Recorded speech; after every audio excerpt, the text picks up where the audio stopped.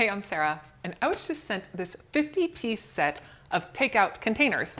They actually are little paper bowls that are 29 ounces. It's about 6-ish inches on the bottom, about 7 on the top, but it holds so much stuff. Like I said, 29 ounces, and you can use them, get rid of them whenever you're done.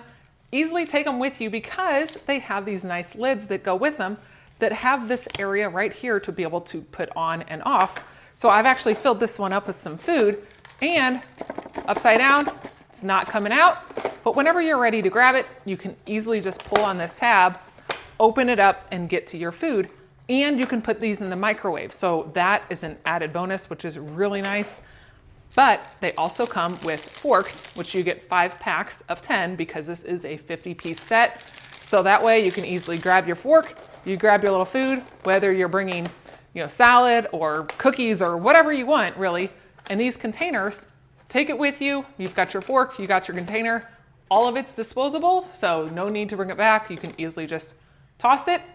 Or if you want to reuse it, I guess you could, but that is not really the purpose.